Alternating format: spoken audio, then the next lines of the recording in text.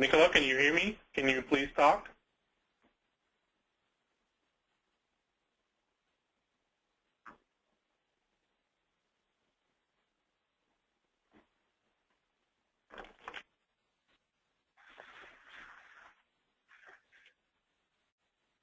I can hear you. Can you hear me? Now we can. Good. Oh, there you go. I had to mute and then unmute myself. Apologies. Welcome, everybody, to the third in a series of webinars that we've put together in collaboration with a team of graduate students from the University of Michigan as part of our Great Lakes Climate Ready Cities collaboration with the University of Michigan and NOAA. This particular one, as Simon's already mentioned, is focusing on legal and financial implications of climate change and adaptation. Simon, if you wouldn't mind advancing the slide. So in this presentation, we'll be focusing on drivers and barriers to adaptation. We'll look briefly at policy, mostly policy, not regulation, but policy and regulation related to adaptation. We'll touch on financial issues in terms of the impact, the financial impact of impacts of climate change, but also how to set up a financial strategy for adaptation. And then I will talk a bit about liability and insurance, but I'll reserve most of that for our special expert presenter today, Jennifer Klein from the Sabin Center for Climate Change Law at Columbia University. Advance the slide. So adaptation drivers and barriers. What forces advance and slow our path towards adaptation and resiliency? Advance the slide. So the physical health and safety risks that climate change exacerbates are only some of the drivers pressing the case for municipal adaptation. Financial and liability issues are also important drivers that are motivating our cities and residents to examine and implement adaptation measures. However, it's important to recognize that financial, regulatory, and liability issues act as barriers to adaptation as well as drivers. For example, although extreme weather is projected to increase costs that municipalities around the Great Lakes face, tight budgets and even some confusion about how to make a financial case for investment in adaptive capacity can also hinder the progress that's necessary. Now, this webinar won't be able to offer any simple solutions to these barriers, but we do want to highlight some of the actions that cities are taking to leverage their strengths and utilize the momentum being created by adaptation drivers in order to overcome these barriers. Advance the slide. So facilitating factors can help in the achievement of some municipal goals and should be kept in mind when strategizing about how to overcome barriers to adaptation. Now, while not all these factors are present in every city, it's important to seek out opportunities to weave organizational strengths and compatibility with other programs into climate adaptation plans. Leadership by an effective local champion of action on adaptation is identified time and again as an important ingredient. In a survey of Ontario municipalities, some of those local champions that are motivated to action are actually the senior city managers within the municipalities that have responsibility for programs or infrastructure that are vulnerable to climate change and who have insight into the problem as well as decision-making power or influence. Knowledge and expertise is also critical. Local governments may move more quickly if they have sufficient in-house expertise to identify and address the impacts of climate change. But municipalities can augment their own resources by drawing on the skills and knowledge of scientists and researchers in other institutions, like NOAA, Environment Canada, and other senior government agencies, universities, research institutes, or even private sector consulting firms or networks. A willingness to allocate resources. Now, willingness is probably a political will as much as financial capacity. Municipal agencies or municipalities that have specifically allocated staff to lead the development of climate change impacts and adaptation projects are generally able to move more quickly and develop more advanced adaptation processes than those who simply add tasks to other responsibilities of environmental or other staff. This may be easier for larger municipalities, though smaller municipalities often have an ability to act more quickly. Financial resources are perhaps a thornier issue. Some municipalities that are adjacent to each other are beginning to pool their resources for adaptation planning, reducing the costs of consultants and of duplicate effort in assessing vulnerabilities and risks. In fact, the City of Toronto undertook a very comprehensive study of the anticipated impacts of climate change, and based on that, Durham Region in Ontario built on those findings and were able to put together their own projections for their own region at a reduced cost. Suitable timing is another facilitating factor that applies to adaptation policy development. If adaptation policy and program development coincides with the introduction or updating of other relevant policies or infrastructure upgrades, synergies may be obtained and the overall costs of adaptation can be reduced. There's also interdepartmental cooperation. Impacts of climate change such as heat waves or intense precipitation will affect the responsibilities of many municipal departments, and effective adaptation will need interdepartmental cooperation as well as collaboration with external organizations. And then there's compatibility with other policies. If adaptation coincides with the development of other relevant activity like sustainability planning or revisions to your official land use plan or infrastructure renewal, synergies can occur which can help to increase the acceptability of these policies and reduce the overall costs of adaptation. Advance slide, please. I'm going to talk briefly now about policy and regulation related to climate change and adaptation. Advance the slide. In European countries and in Australia, regulatory requirements are becoming important drivers of local adaptation and climate change. This is not the case yet in Canada or the United States, though there are some states and provinces and cities beginning to lead the way. The Ontario government, through the Ministry of the Environment and the Ministry of Municipal Affairs, have new adaptation-related requirements in the building code and are encouraging municipalities to incorporate climate impacts and adaptation in land use, in water management, and in stormwater planning. Municipalities themselves can use their powers to set the local regulatory environment in conjunction with their ability to enforce bylaws or regulations, to implement and enforce adaptive policies. Municipalities could enforce and strengthen policies that are already in motion to restore and protect ecosystem resiliency, as well as shift away from policies that reduce adaptive capacity. One example would be phasing out subsidies such as insurance programs that encourage development in floodplains and vulnerable coastal zones. Municipalities can also explicitly integrate climate change into existing and new policies, such as policies related to shoreline ownership, buildings, energy, and landscaping codes. One example of this would be updating floodplain permits to align with the new FEMA flood maps that have recently been released in the U.S. Can you advance the slide, please? So here are some additional resources, one coming from the Columbia Law School.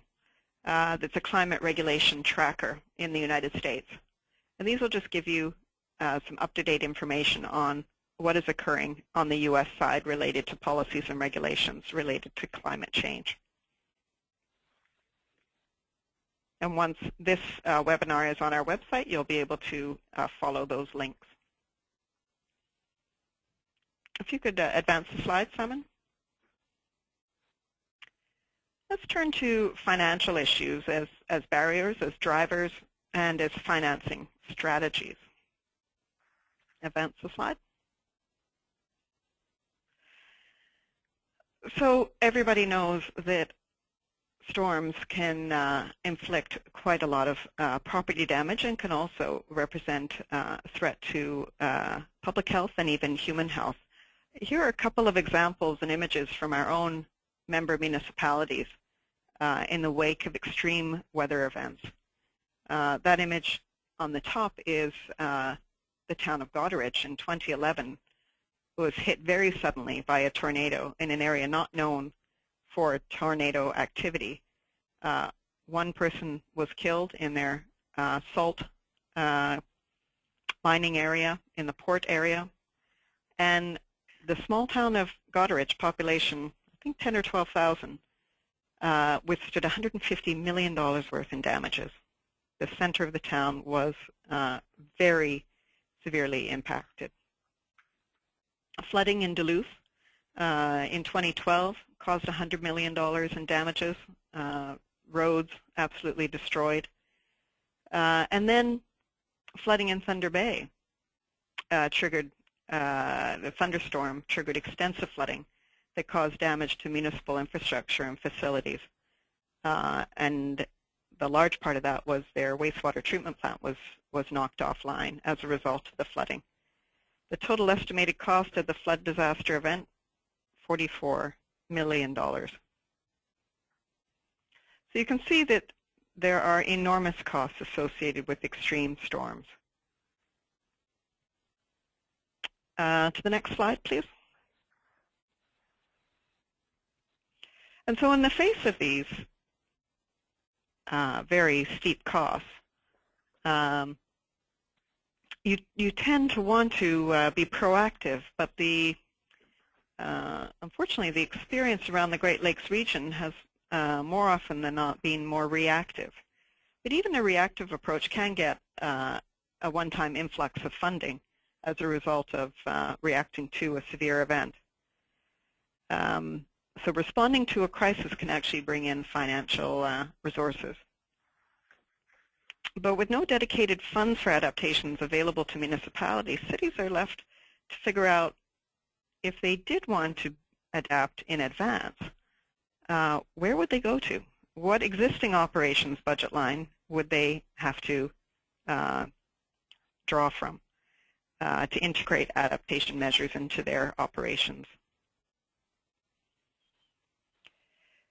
There could also be public support for funding for adaptation. When adaptation is viewed as an environmental issue or there's been quite a severe impact from a recent event, public support can help, but it tends to rise and fall with an event or with public opinion about environment. So those external factors don't provide much of a steady stream of support. Okay, advance to the next slide. While financing poses a barrier to adaptation, projected spikes in costs due to increases in severe precipitation, summer heat waves, are important adaptation drivers. It's crucial to communicate projected costs to city officials, to private sector partners, NGOs, and residents to garner support. This NOAA graphic is a powerful communications tool to educate the public about expected increases in costs associated with extreme weather events. A more variable climate will also bring about spikes in energy use to manage the temperatures of buildings and facilities owned by municipalities, businesses, and residents, especially during extended heat waves. Many older buildings, or new ones with a high proportion of glass, will draw much more power from air conditioning, which will increase municipal costs. So while many of the costs of climate change are most pronounced during acute extreme weather events, there may also be significant expenditures required as a result of these extended periods of more variable but less extreme weather. Snow removal, a service provided mostly by municipalities, will be affected by more frequent and heavier snowfalls in some winters from increases in lake effect snow. Buffalo, I'm sure, is experiencing that as we speak. Extreme weather events can wreak havoc on the supply chain as well of the economy, that is, the transportation of goods. the large-scale effects were seen in the 2003 blackout in Ontario. Estimates place the economic cost of the blackout at between $1 and $2 billion to the economy. So there are costs of extreme weather, there are costs of variable but non-extreme weather, and there are costs to the economy. And northern communities reliant on ice roads in the winter may also have difficulty transporting goods in their towns, and areas dependent on fishing or forestry may see significant shifts in the health of those resources. Okay, can you advance the slide, please? So financing your adaptation plan requires a funding strategy that could include external grants, private-public partnerships, integrating adaptation measures through existing operating budgets, ratepayer or utility fees, and loans, or through a tax levy. And when securing funds, it's important to have your documentation ready to justify these expenditures. The cost of various approaches to adaptation should be considered. The probability of extreme weather events like flooding or extreme heat should be documented. And the risk to your infrastructure and to the economy in the absence of adaptation might be the most persuasive argument of all. Okay, advance. So here are some sources of information about federal and foundation grants available in the United States related to adaptation. The EPA Environmental Finance includes a whole catalog of federal funding sources for climate change-related investments. And again, the website will be available on this webinar when it's posted on our website.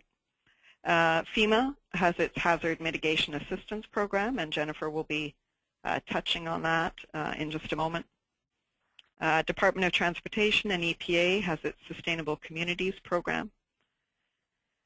According to ICLEI, the likelihood of being awarded grant funding is greatly improved when grant applications include a robust and well-crafted business case. Putting together an outstanding grant application might include working with municipal staff, planners, engineers, finance officers to assess the costs of various adaptation approaches being considered, reading the latest peer-reviewed climate science findings and connecting with academic research experts to determine the probabilities of climate events that are expected, as well as those that have already happened, the historical data. Estimating costs to manufacture, to infrastructure, to real estate, to local economic activity and natural system functions as a result of inaction, and demonstrating ongoing commitment to climate adaptation efforts that also probably consider greenhouse gas emission reductions could also go a long way to help you in your grant application. And adopting a proven planning process. There are some out there. ICLEI has one that takes steps towards institutionalizing climate considerations across government operations. Next slide.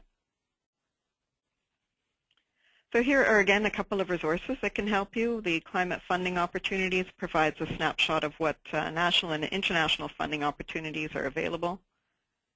And the EPA Environmental Finance link provides financial tools and funding sources for environmental programs from EPA, from water to brownfields to green buildings, international development, and for state and local government and tribal governments. Next slide. So now I'm going to touch on liability and insurance issues. But as I said, we have Jennifer Klein on the line for us today, who's going to go into much greater detail. Next slide. So who should pay for impacts of climate change? That's going to be a bigger and bigger question as these costs mount from these large storms. There were 9 class action lawsuits filed by Farmers Insurance in April against dozens of cities in the Chicago area for failing to prepare for floods that hit Illinois last spring. I'm going to let Jennifer go into greater detail about that. 2 class action lawsuits have been launched in Ontario in recent years, raising the profile of municipal liability for climate impacts in Ontario. The 2012 flood I alluded to in Thunder Bay prompted a $320 million class action lawsuit against the municipalities, and recurring flooding in Mississauga is the subject of a $200 million class action lawsuit against the municipality, the Conservation Authority, and the provincial government. Municipalities, at least in Ontario, have historically been shielded from liability because they were working in the public interest. But now, as we can see from these class action lawsuits, liability is being increasingly found against municipalities when a municipality's negligence causing injury is found. Next slide. We're also seeing changes in the way liability is treated by insurance companies. Lloyd's of London, the world's oldest and biggest insurance market, has for the first time called on insurers to incorporate climate change into their models. Munich Re and Swiss Re, 2 other reinsurance behemoths, have made similar statements. Like any industry, the reinsurers and insurers stay in business by not losing money year after year. And to accomplish that, they have to turn ever greater portions of unexpected losses stemming from the weather into expected losses, which requires they become adept at risk modeling. As Lloyd's explained, as a response, our recent catastrophe modeling and climate change report calls for the insurance industry to take seriously the impact of climate change and the implications it poses for the industry. The first step has to be making sure that catastrophe models can properly account for climate change. This will be challenging. Uncertainties associated with the estimation of the extent and frequency of the most extreme events can make assessing future impacts difficult within traditional models. Consequently, this will require investigation into new modeling approaches that build in forward projection, not just historical data. Ultimately, insurance exists to pick up the pieces and pay the claims when the likes of Hurricane Katrina or Superstorm Sandy strike. But continue to do this as Lloyd's has done since 1688, insurers have to factor climate change into modeling and develop the tools needed to understand and evaluate its impact. And with that, I'd like to hand it over to Jennifer Klein, Associate Director of the Sabin Center for Climate Change Law, who will explain in greater detail the type of liability that municipalities may be exposed to in relation to climate change and property damage. Jennifer? Hi, can everyone hear me? Yes, we can hear you well. Thank you. Okay, great. Okay. Thank you, Nicola. I really enjoyed that presentation, and I think it goes hand in hand with some of the things I'm going to talk about today. So my name is Jenny Klein. I'm Associate Director and Fellow at the Sabin Center for Climate Change Law at Columbia Law School. I'm going to talk about potential claims against municipalities associated with climate change.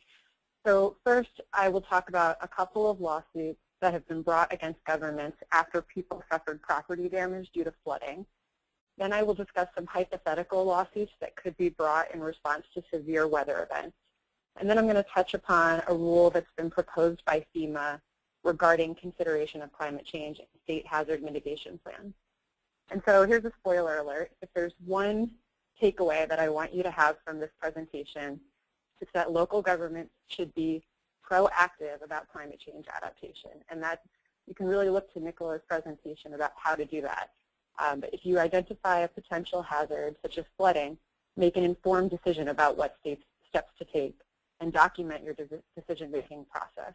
That way, if you do face litigation, you will have a way of showing that you made a rational decision before the fact, rather than a post hoc rationalization developed just for the litigation. So I've been told that you guys are pretty familiar with the climate change data, so I'm not going to go through that, but I'll just note that flooding, increased precipitation during heavy storms, and heat waves are big risks for our regions. We've already seen increases in these events, and the projections show that we're bound to see more, even further increases by the middle and end of this century, especially if we don't drastically reduce emissions, which we're not likely to do in the very near future. So a salient real-world example of one of the possible impacts of climate change was seen in the Midwest in 2013 when Illinois saw an abrupt shift from drought to severe rainstorms. This was national news at the time. It caused a significant amount of damage and suffering in the region, including financial damage, as Nicola mentioned. So several months later, an insurance company, Illinois Farmers Insurance, brought a class action suit against close to 100 defendants, including Chicago and many local governments in the surrounding area. The plaintiffs alleged that the defendants failed to protect them from these dangerous climate conditions and that the conditions were reasonably foreseeable. So there were two causes of action brought based on negligence under Illinois law. Negligence very generally is defined as the failure to act reasonably under the circumstances. The plaintiffs in Illinois Farmers Insurance also brought claims under the takings clauses of the Illinois and the United States Constitution. So also generally, a takings claim is one in which a plaintiff claims that the government has limited the use of private property, thereby depriving the owner of the use or value of the property. And a takings claim can stem from regulation or physical occupation of private property. So this lawsuit was voluntarily dismissed in June, so there's no way for us to know for sure whether these claims would have been successful, but it's certainly possible that we'll see future litigation based on a similar theory that governments have not done enough to anticipate the impacts of climate change. So it's worth thinking through these claims for a minute. So starting with the takings claim. It's interesting to note, I think, that the Illinois Constitution actually has a broader takings clause than the United States Constitution. So the United States Constitution provides that private property shall not be taken for public use without just compensation. The Illinois Constitution actually adds a clause there and says private property shall not be taken or damaged for public use without just compensation. So those extra two words, or damaged, actually make the clause broader and would make it easier to win a suit under that clause because there's a whole other world of situations that would fall under it when a property is damaged rather than the value being completely diminished. Looking at the negligence part, if any of you went to law school, you probably remember from first-year torts that the elements of a negligence claim are a duty to take care, a breach of that duty, causation, and damages. So in other words, the breach of the duty caused the suffering, the injury. But the core concept of a negligence claim is a failure to be reasonable under the circumstances, and that's what it usually will come down to. For that reason, it can be very hard to predict the success of a negligence claim a priori because it's very fact and situation specific. The judge or the jury will have to look at all of the facts and decide in that context whether the defendant was reasonable. However, that also means that anything you can do to show that you made a reasonable decision under the circumstances will be helpful. And that ties back into Nicola's presentation, and it ties into my take-home message that I want you to bring away from this, which is that you should be thinking about your adaptation options. You should be weighing those options and documenting the process, because courts are usually not very amenable to post hoc rationalization. So looking at a similar case that was brought against the federal government after property in Louisiana was damaged by flooding caused by Hurricane Katrina. In the 1950s, the Army Corps of Engineers dredged the Mississippi River Gulf outlet to provide a shorter shipping route between New Orleans and the Gulf of Mexico. And so the Mississippi River Gulf outlet is often called Mr. Go, or MRGO. Now, the channel was originally designed to be about 500 feet wide. So that gray area in the middle with the dotted line, that was the design size of Mr. Go. So over time, erosion caused the channel to triple in size until it was about 1,500 feet wide by the 1980s. So the practical implication of this is, of course, that the channel could carry a lot more water. Another implication is that there's more surface area for the wind to act on top of the water, and therefore it could cause more forceful waves.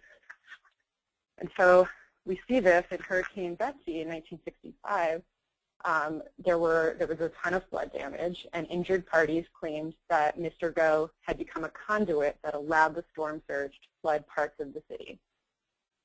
Almost exactly 40 years later, 80% of New Orleans flooded during Hurricane Katrina. During Hurricane Katrina, Mr. Go's levees were breached in about 20 places. A couple years later, the American Society of Civil Engineers concluded that 2/3 of the flooding in the city could have been avoided if the levees had held. So again, litigation resulted from this flood damage. Over 400 plaintiffs sued the federal government. Eventually, the Fifth Circuit found that the government was immune from suit. So neither this case nor the Illinois farmers case resulted in damages being awarded to the plaintiffs. However, as I said, the governments were forced to deal with the cost of litigation, and we can expect litigation like this again in the future. So it's helpful to think through what type of litigation we might see. So I'm going to talk about some hypothetical situations and what types of litigation we can anticipate. So first of all, what if we have a building or a structure destroyed or damaged in a storm? Well, first of all, who might be the defendants? We might see lawsuits against architects, engineers, builders, really anybody who was involved in designing and building the house. And a plaintiff might allege that the event was foreseeable in view of climate change projections. A plaintiff might use the contract as the hook. They might claim professional malpractice, which is essentially a type of negligence. And then they, of course, have general negligence, any other type of negligence claim that's available to them. To protect yourself from this type of claim, of course, you can try to tighten up the contract to disclaim liability under certain circumstances. You can have insurance coverage. And then something that I would really advocate for is to actually try to improve siting and building practices, because, of course, at the end of the day, our goal should be to reduce this damage, not just try to get out of liability for it. So if we had a subdivision flooding, would be probably pretty similar claims as what we saw in the last situation, but you might also be able to bring in developers, planners, and real estate brokers as defendants. Similarly, if a flood were to cause oil and chemical spills, you would then be able to bring in facility owners, operators, and engineers. And there may be state and federal laws that are triggered by the presence of hazardous waste and hazardous activities. If damage occurred to a leased property and valuable contents were lost within the leased property, we would also have landlord-tenant law triggered, and perhaps a claim against the landlord that he should have foreseen this type of event and protected the renter from flooding. So kind of on the flip side, what if you as a local government want to take proactive actions to protect from climate change and adapt to it? So if you were to restrict the use of private property in flood zones, for example, through regulation, which could potentially be a great thing to do to prevent future damage, you might then expose yourself to a takings claim, which I discussed earlier. So, you know, it's kind of frustrating, but sometimes you can be damned if you do and damned if you don't. So if we were to see another Hurricane Katrina type of event, a geographic area suffering devastating losses, you know, Florida is a place that something like this could definitely happen. It kind of baffles me that people continue to buy real estate in Miami. We would probably see many different types of claims. I think, you know, as I said, after New Orleans, there were 400 lawsuits approximately just based on flood damage alone. So first-party and business interruption insurance claims, or types of insurance claims, excuse me. So after Superstorm Sandy, I was actually working at the courthouse for the Eastern District of New York, which covers Long Island, Staten Island, Queens, and Brooklyn, so some of the areas that were hit the hardest by Hurricane Sandy. And we saw, I think, close to 1,000 lawsuits brought against insurance companies in the aftermath of Superstorm Sandy. That was a huge increase in cases for our courthouse. I think it increased our caseload by about 20%. And we actually had to have a panel of magistrate judges appointed just to manage the pretrial process for those cases. That's what a disruption in the courthouse business it was. In terms of architect, engineer, builder negligence, as well as government liability, we've talked about that a little bit. I also want to note that the loss of tax base is a really significant risk. So after Hurricane Katrina, New Orleans, I'm sure, had a very large loss of tax base, and that somewhat ironically can make it much harder to rebuild after a storm. And that just underscores the need to think proactively about predicting hazards rather than reacting to each event. Another really salient risk for our regions is heat waves. Clearly, Chicago has had heat waves in the past that have been very fatal. In 2013, Europe had a severe heat wave, which resulted in many mortalities. And this graph shows the excess deaths per day in France in the 2003 heat wave. So as you can see, on the peak day, there were 2,200 deaths that were attributable to the heat wave, so in excess of what you would expect on a typical day for that season. And of course, the days before and days after, there were also hundreds of deaths. It was an extremely devastating weather event. And so an extreme heat wave that causes increased mortality can certainly result in life insurance claims, claims against landlords and electric utilities for failed air conditioning and power failures. So of course, the days when we reach 95 degrees or higher are days when we have the most air conditioning use, the most demand for air conditioning, but also the most strain on the electric system. So actually, back to Superstorm Sandy, we had many cases against our electricity provider, which is Con Edison. There were more than 1 million customers, including myself, who lost power during the hurricane. I got my power back probably about a week after Superstorm Sandy, but many people didn't get theirs back until a month or more later. So these are a couple examples of lawsuits that were brought against Con Edison. On the right, we have a man who sued Con Ed for $500 million. It was a purported class action. And he did not mention climate change explicitly in his complaint, but he essentially was claiming that Con Ed was woefully unprepared for an event like Superstorm Sandy. And that case actually settled in June. So again, we don't know whether his claims would have been successful. On the left, there's a wrongful death suit brought by the mother of a woman who stepped on a downed power line and suffered a horrible death during Hurricane Sandy. And that case actually does involve claims of negligence, wrongful death, and negligent retention, supervision, and training by Con Ed. That case is ongoing, so that's something we can keep our eye out for to see how it turns out. So now I want to turn to the FEMA draft guidance that was recently published. So under FEMA rules, states are required to submit hazard mitigation plans every 3 years to receive disaster mitigation funding. The purpose of these plans is to limit potential losses due to natural and other hazard events by planning before the event occurs. These plans must describe vulnerabilities, and they must identify and rank potential actions available. But there's no mention of climate change in the FEMA rules.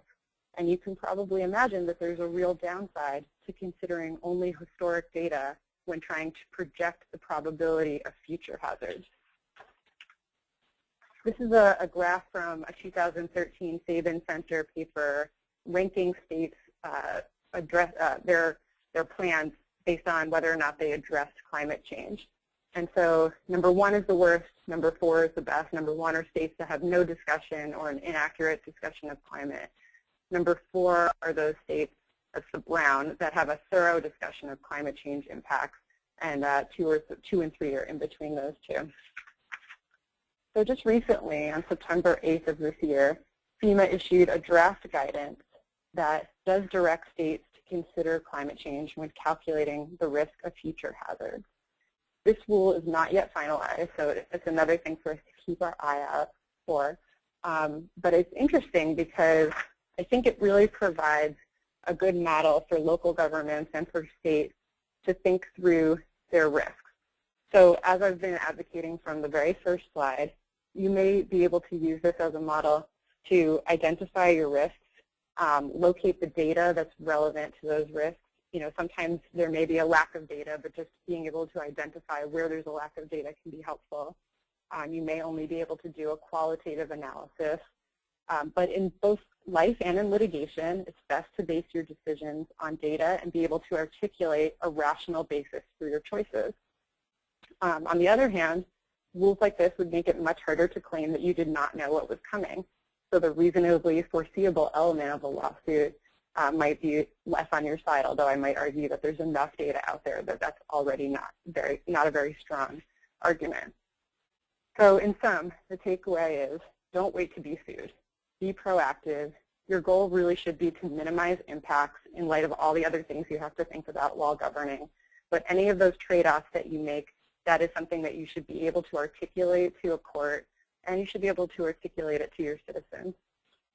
So with that, I'll conclude. Feel free to ask questions at the end of this presentation. And if you think of any questions later, feel free to email me at the address on this slide. Well, thank you very much, Jenny. Can people hear me? Yes. Great. Thanks very much. I think that really encapsulated what we're trying to say through this whole webinar series, which is be prepared, not just for liability reasons, but because the impacts are coming. Does anybody have a question for Jennifer? Nicola, this is Simon. I don't have either hands raised or chat questions right now. Okay, well, I have a couple of questions, if I can ask them while people are thinking about their questions. Jennifer, I also know that you have to have a disclaimer that this is not legal advice, but just coming from your experience. So nobody take this as legal advice from Jennifer. But you just alluded to the fact that things that I've heard from municipalities before in our discussions, if we inform ourselves but then we don't do anything, does that put us in an even worse situation? So could you just expand on what you had mentioned that you thought, well, actually not? Sure, and you can still hear me? Yeah. Okay, so yeah, of course, sometimes people think, they don't want to put things into the record that may look bad, right? And I feel like that's kind of an implication of your question. If you lay out your options and you have a good reason not to take certain steps, for example, there is a lack of funding, or there are many other priorities in the city that maybe for whatever reason the governor, the people who are in charge of policy decide are more pressing. Those may be rational reasons to not take action. And that's basically what I'm getting at, that you're not going to take every measure to try to reduce flooding, right? If there's 10 options, you may not take the most expensive one. You may not take any of them if maybe flooding's not as big an issue as other things. But to be able to articulate why you chose not to take those actions, I think would go far in a negligence case. And of course, you'll have a lawyer for a particular case. As I said, it's hard to predict without a specific case in mind how something like that would turn out. So you'll have a lawyer advising as to what evidence you should present. But I think to have this type of documentation would be really helpful as ammunition in the case that it is relevant. Mm-hmm. And just as a follow-up to that, what is the most common type of damage sustained by residents anyway is basement flooding. And so I know some municipalities have proactive programs. I know the City of Toronto does. Priority neighborhoods, so they're retrofitting their infrastructure in those areas to try and reduce the likelihood of that kind of flooding in an extreme weather event. But other municipalities I've spoken with have said, look, we have whole neighborhoods that are located in floodplains, and not only do they not have the money to relocate them, there's no political will. Sounds a little judgmental. It is a very difficult political situation to relocate a whole neighborhood. Right. So if it isn't just about, well, we don't have the funding, but it's a political reality that the next move is extremely difficult, how do you think the courts would look at a circumstance like that? I think the courts would be amenable to something like that because they, live within reality as long as it's clearly articulated, right? So if the local government says to the court, we identified these measures, we wanted to do it, and we couldn't get, I don't know, maybe we needed a referendum or something like that, and they didn't vote for it. That's a very clear reason not to do it, right? That would be, I think it would not be plausible to say that the local government did not act reasonably when their hands were tied in that way. So anything like that that shows how the options were limited and how the local government chose between the options that were available, I think, as I said, I can't predict a particular case or a particular judge's views, but that seems like something that would be reasonable. And that's, as I said, that's what it all comes down to in a lot of these cases, is whether you were reasonable. It's a very soft standard, but it's one that gives you a chance to prepare and try to justify your decisions in those ways. Okay, one follow-up question just to pursue that a bit further. What if you had a plan, but your plan kind of said, yes, we'll do something, but we'll do it in 10 years because that's when we'll be able to pay for it, but it occurs before that. Again, is phasing it out over time at least a reasonable defense to say we'll get to it? We just, we can't get to it right now. Yeah, I think again, the more information the government were able to give about why phasing it out in that way was necessary, the more helpful it would be. So I may, with just that fact in mind, I may say, oh yeah, sure, you could have done it faster as a judge or a jury. But if you're able to say, no, look, this was our budget, these were the other things we were doing with our budget that were also very important, then I may start to say, okay, I see how your options really were limited and this is the best thing you can do, especially if the other things you're spending your money on are equally or more pressing. Great, thank you. And I just want to acknowledge, I know that local governments do have tons of priorities to balance, and these are huge challenges, especially in light of the uncertainty in the data and the time scale. You don't know if something's going to happen in 3 years or 30 years or more. But as both Nicola and I have advocated, it's something to think through the probabilities of these things happening and try to work with your resources to take some of the most efficient measures. Okay, does anybody else have a question or even a comment that you'd like to make, or a situation that you're facing? You just have to write it in the chat box, and Simon or I will read it out. Anybody else? Yes. Nicola, I have a question from Christine Rumi. You are unmuted right now.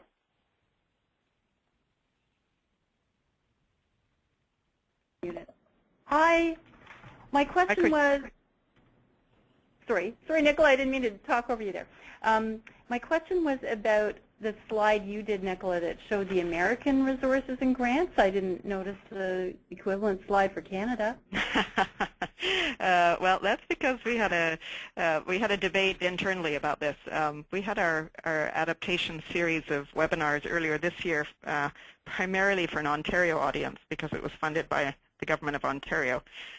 So we thought that we had to focus more on the U.S. audience this time. So that was a decision we made internally. But we could see what very short list of grants we could provide to you, and do some research and get back to you on that one, Christine. Well, that would be wonderful. Thank you. And then I have Graham Rempe or Remp from Toronto. The floor is yours. Okay, great. Thanks very much. Well, first of all, it's Rempe. Secondly, thanks, Nicola and Jenny, for a great presentation. Just to follow up on that a little bit, at common law here in Canada, there is some recognition of a defense against negligence claims for policy decisions of municipalities, and I think this links in nicely with, particularly Jenny, with your advice and some of the suggestions that Nicola was making about actions that might be considered. And in fact, in Ontario, and I'm sure there are provisions in the other provinces, Section 450 of our Municipal Act specifically says that you can't sue someone based on negligence in connection with the exercise of a discretionary power.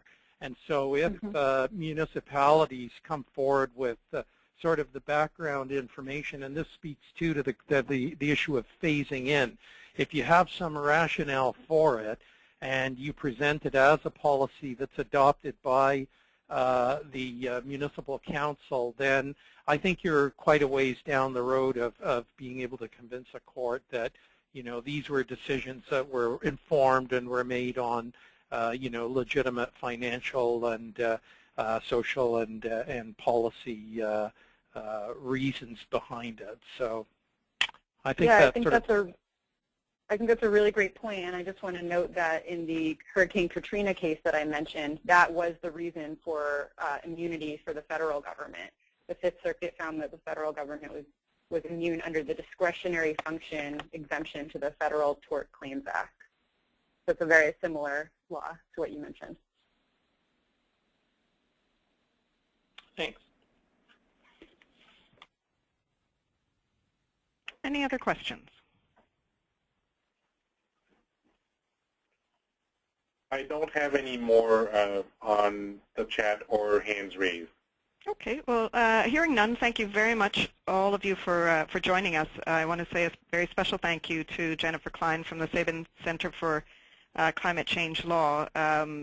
Just your experience, both being a New York resident and your experience post-Hurricane Sandy, just makes it all the more poingnant.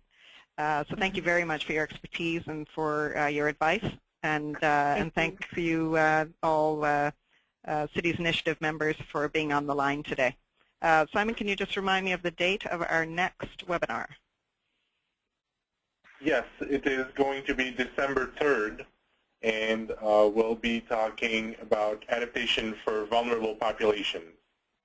And we'll have an academic from, I think it's the University of Indiana, who's has done extensive research on vulnerable populations, both post-Katrina and post-Sandy, and in other situations. And so we probably have one of the best academics on the subject in the United States. So that will be one not to be missed. Thanks very much, everybody, for joining. Thanks again to Jennifer, and we hope to have you on the line for our next webinar. Thank you all for the opportunity. It was my pleasure.